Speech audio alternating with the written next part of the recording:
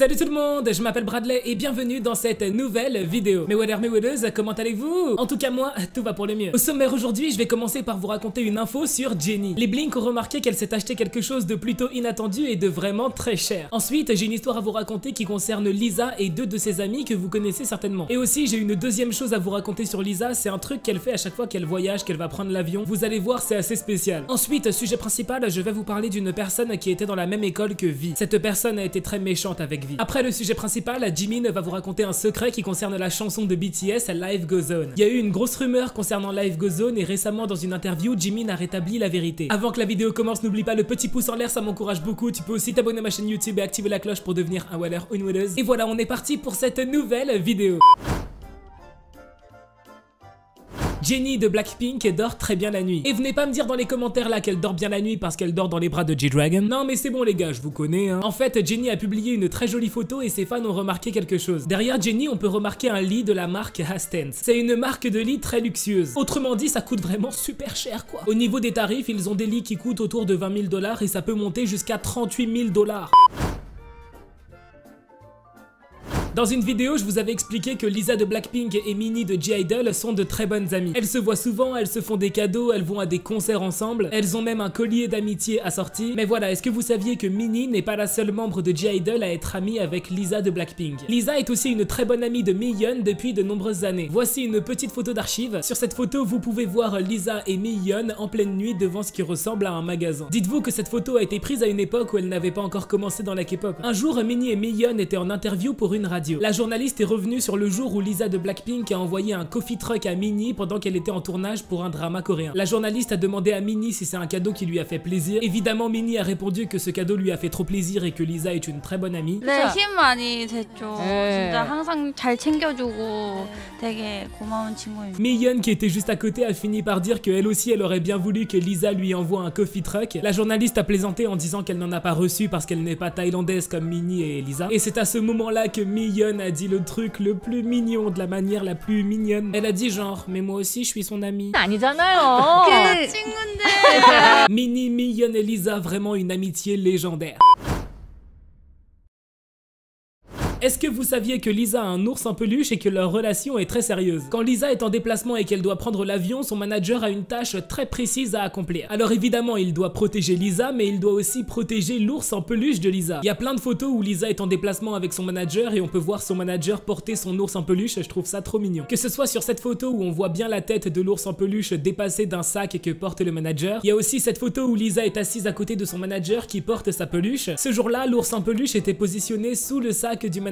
Regardez comment il est, on dirait pas qu'à tout moment il est prêt à sauter genre. Encore sur cette photo on peut voir Lisa et son manager de dos et il y a la peluche qui est posée dans un sac qui est en train de nous regarder. Maintenant, je vous propose qu'on passe au sujet principal de cette vidéo que vous avez déjà pu voir dans le titre. Les waders qui sont abonnés à cette chaîne depuis longtemps, j'ai un truc à vous demander. Est-ce que vous vous rappelez de ma vidéo où je parle d'un garçon méchant qui a fait pleurer Vi? Je sais pas pourquoi c'est l'une de mes vidéos qui a fait le plus de vues et franchement, j'aurais préféré ne jamais avoir à reparler d'une personne qui a fait du mal à Vi. Mais récemment, j'ai appris quelque chose et je me suis dit qu'il fallait que je vous en parle. Finalement, il n'y a pas qu'une seule personne qui a été très méchante avec Vi durant son enfance. Cette histoire commence en juillet 2015 quand ce jeune streamer que vous voyez là décide de lancer un live sur Africa TV. Africa TV, c'est vraiment le Twitch coréen en fait, c'est une plateforme pour faire des lives. Ce jeune coréen commence à parler aux gens qui regardent son live quand soudain il balance qu'il était dans la même école primaire que Vi de BTS. Donc évidemment tout le monde est choqué, les gens lui posent des questions sur sa relation avec Vi. On pouvait s'attendre à ce qu'il dise un truc du genre ouais on était super potes en primaire, on jouait au foot ensemble, mais voilà maintenant bah c'est une superstar donc nos chemins se sont séparés. Mais non, en fait il a tout simplement décidé de dire la vérité, la plus horrible des vérités. Voici ce qu'il a dit. Vous dites que j'étais ami avec Vi mais non, j'aurais pas pu être ami avec ce bâtard.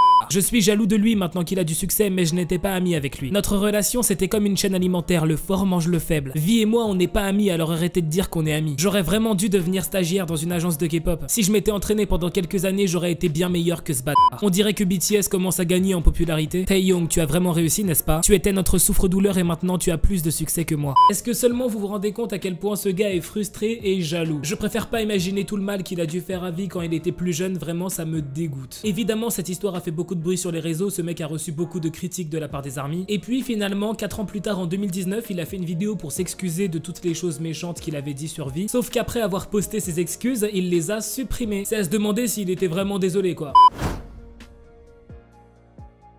J'étais absolument pas au courant, mais il y a eu un gros débat concernant la chanson Life Goes On de BTS. Pendant le refrain de la chanson, on peut bien entendre la voix de Jungkook. Mais derrière la voix de Jungkook, il y a une personne qui chante. La voix de cette personne est vraiment très aiguë. Certaines personnes disent qu'il s'agit de la voix de Jimin, mais il y a aussi beaucoup de gens qui disent qu'il s'agit certainement de la voix d'une femme, puisque la voix monte tellement haut dans les aigus qu'il est presque difficile d'imaginer que Jimin ait pu monter aussi haut quoi. Je vous laisse écouter pour que vous puissiez vous faire votre propre avis. Écoutez bien la voix qu'il y a derrière celle de Jungkook.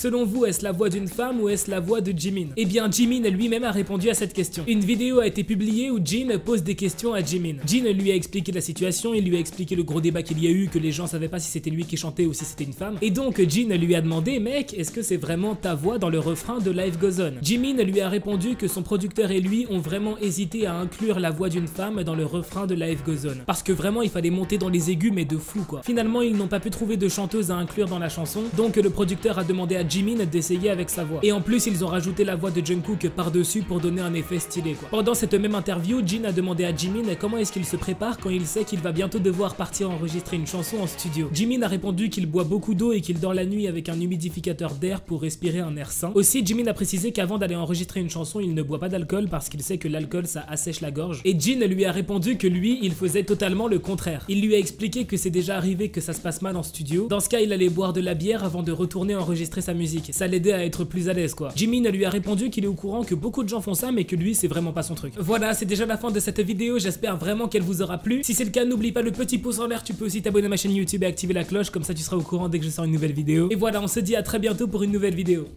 Bye, trop de love entre nous.